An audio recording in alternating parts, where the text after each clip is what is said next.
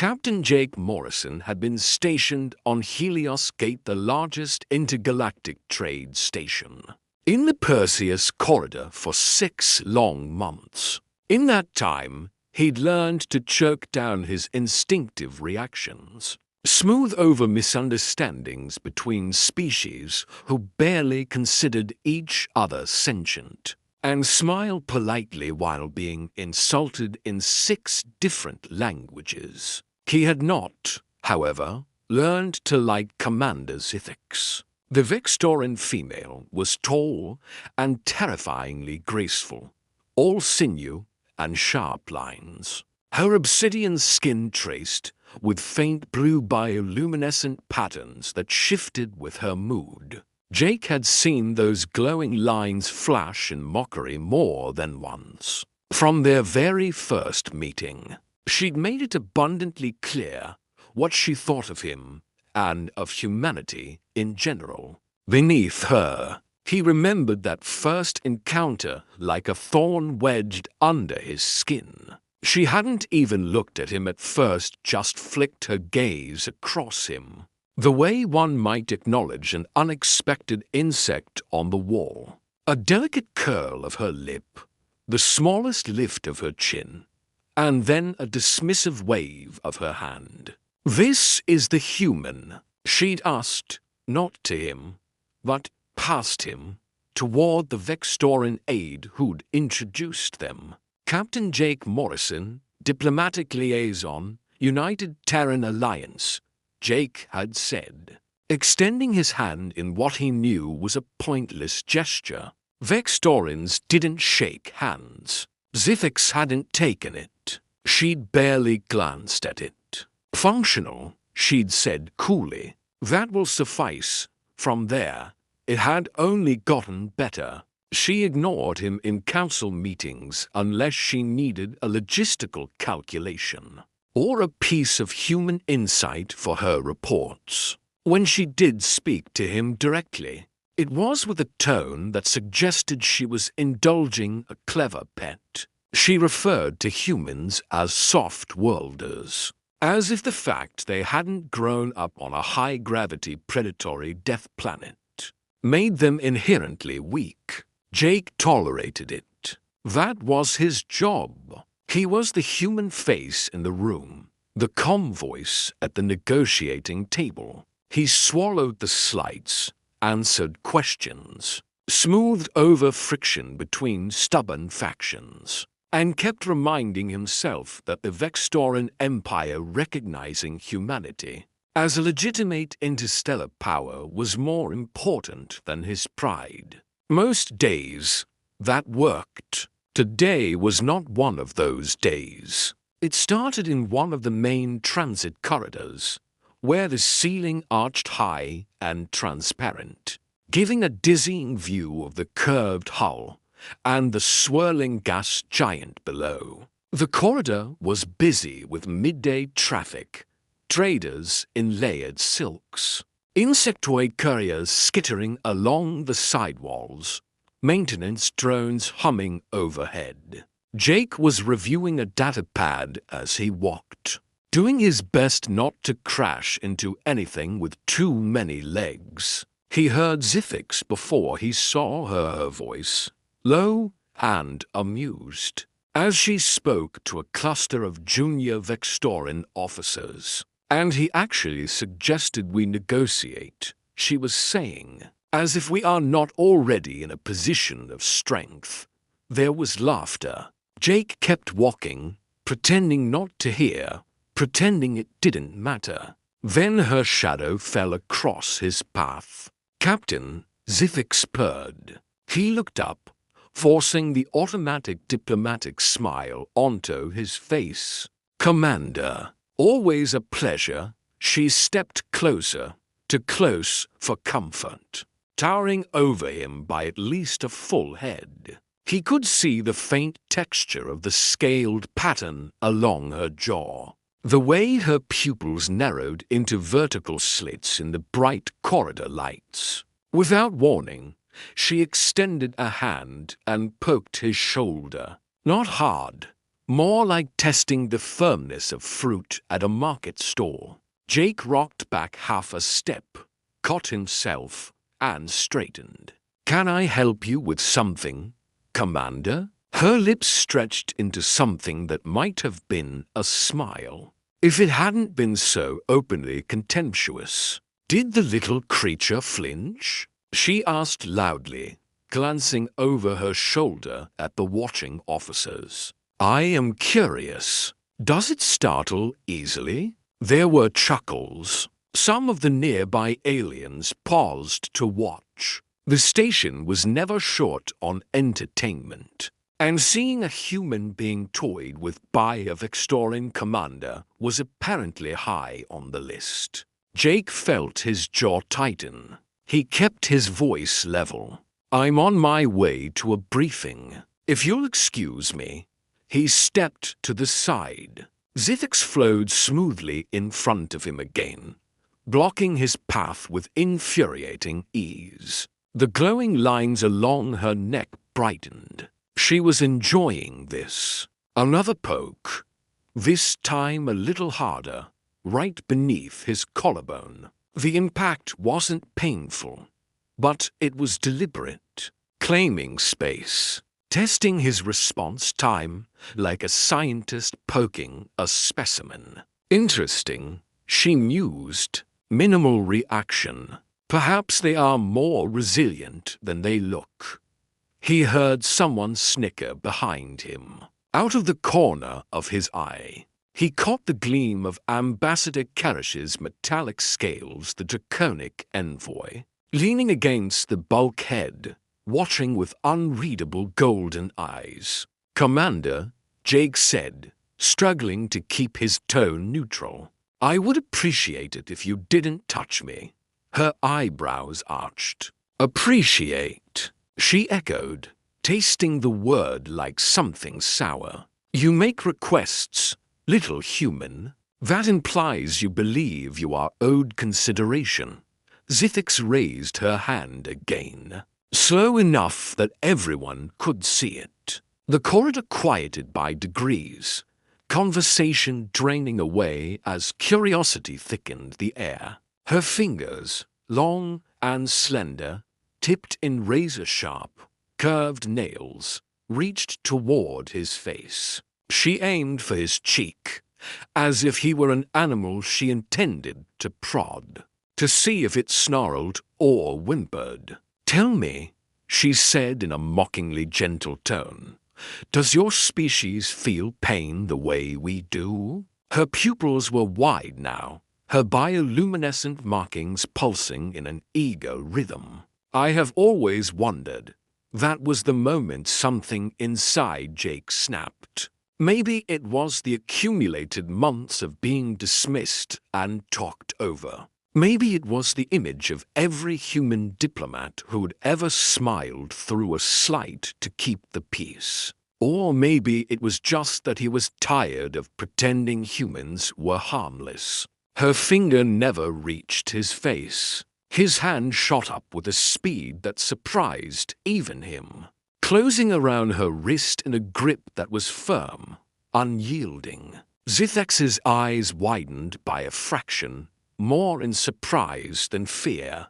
Before she could tug free, Jake brought her hand toward his mouth. For one surreal heartbeat, the entire corridor seemed to hold its breath. Then he opened his jaws and bit down hard at the fleshy base of her thumb. He tasted metal and something acrid, faintly bitter. Her skin was tougher than human skin, and he knew he wasn't doing serious physical damage. But he committed to it, teeth sinking in with unmistakable intent. Zithix let out a sharp, startled noiseless sound that was not quite a scream and not quite a snarl. The glow of her markings flared brilliant white, then flickered. He held the bite for just long enough to make his point, then released her and stepped back. The silence that followed was absolute. Every eye in the corridor was on him. A maintenance drone froze mid-flight. One of the insectoid couriers clung to the wall, antennae trembling. Zithix stared at him, her wrist cradled to her chest. A shallow semicircle of teeth marks marred the dark flesh at the base of her thumb. It wasn't bleeding, but the indentations were obvious. Her shock was almost palpable. No one touched a Vextoran commander without permission.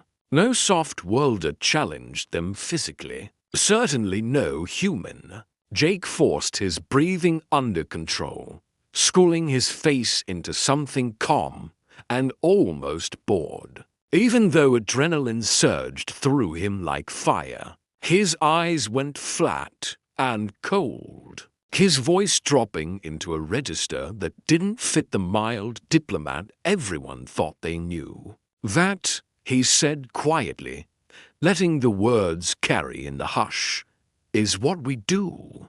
The phrase hung in the air, simple and dangerous. We bite, he continued, his gaze locked with Zithex's. We scratch. We claw. We fight back. We're not gentle creatures, Commander. Not where it counts. We come from a world with apex predators and extinction events. We survived by being willing to hurt things that tried to hurt us. Something flickered in Zithex's expression: confusion, offense, and something else that he couldn't quite name. He went on, his voice calm, each word deliberate. You wanted to see if I'd flinch. You wanted to see if humans would submit. Now you have your answer.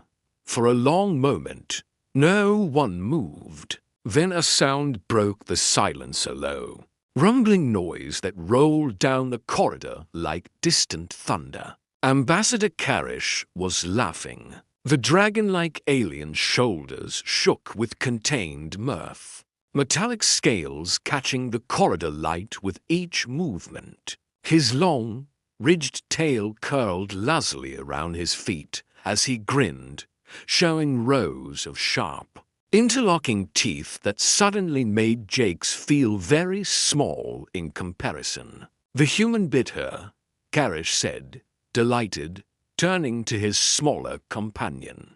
By the ancient codes, he actually bit her.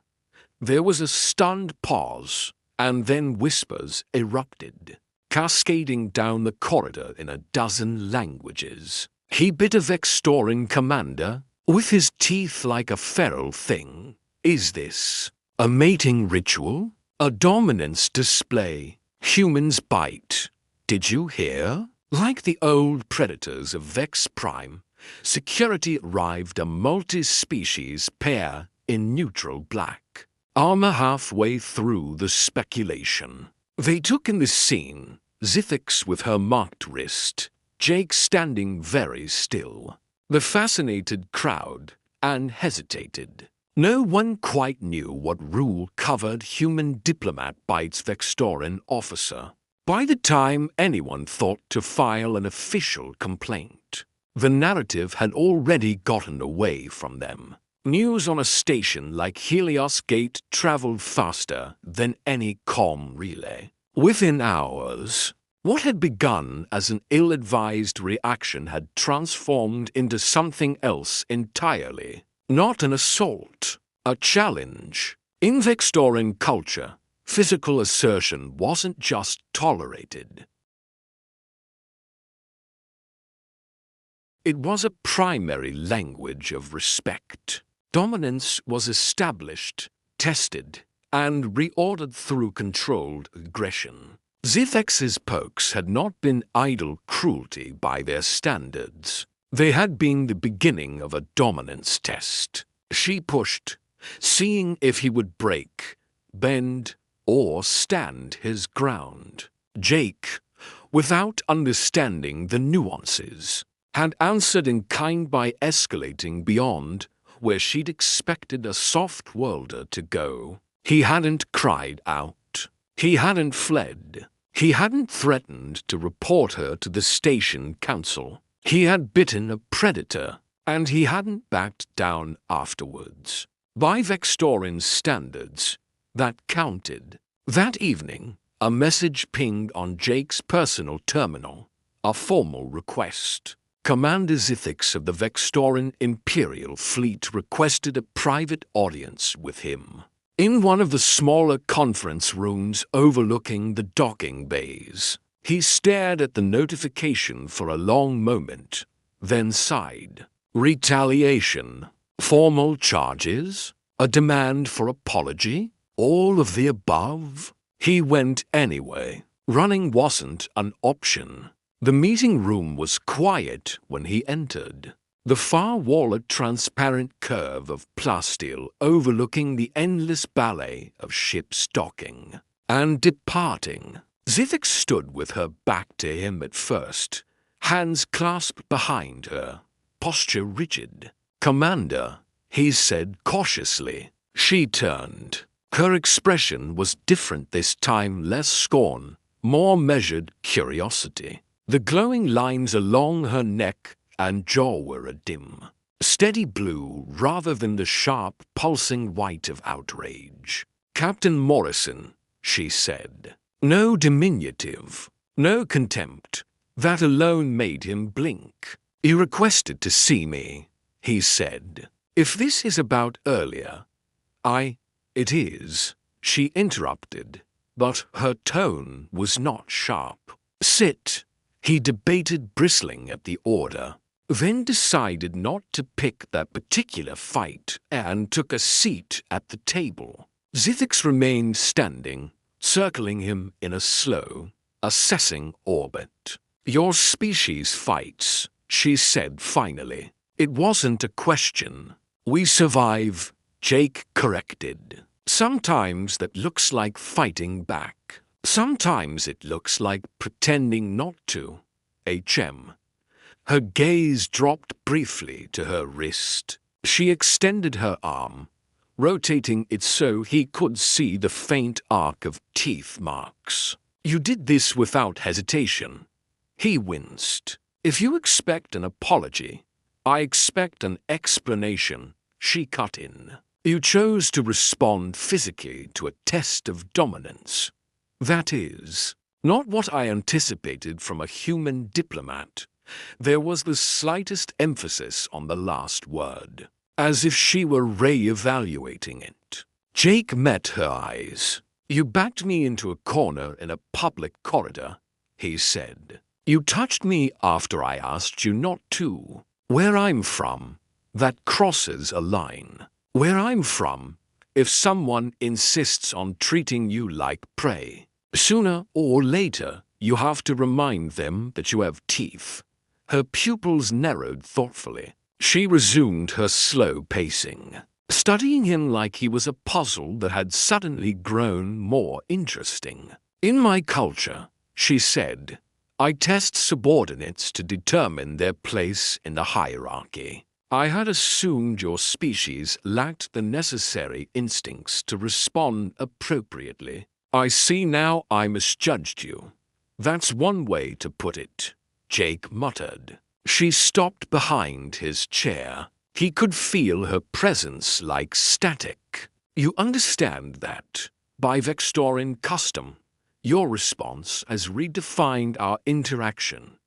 He frowned. "Redefined how?" Zithix stepped forward and placed her wrist flat on the table between them. The bite marks stood out faintly against her dark skin. "This," she said, "is a mark of acknowledgement, of engagement. I initiated a test. You answered in the language I used. I should have recognized it sooner." Jake stared at the marks, then up at her. "So, you're not pressing charges?" "Charges?" Her lips curled, but not in mockery this time, more like amusement. "For what? Meeting a challenge?" "No, Captain. If anything, I owe you a reassessment."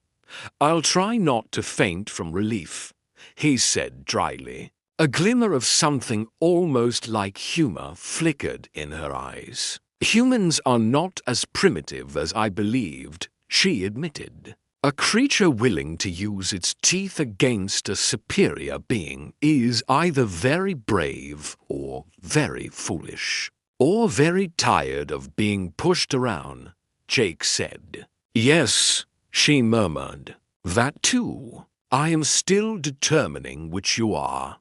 Over the following weeks, the ripple effects of that single moment in the corridor became impossible to ignore. Zifix stopped using him as an example of soft-world fragility. Instead, she began inviting him to tactical briefings, asking for his input and actually listening to it. She corrected junior Vextoran officers when they dismissed human capabilities. Her tone cutting and precise. The human world breeds apex predators.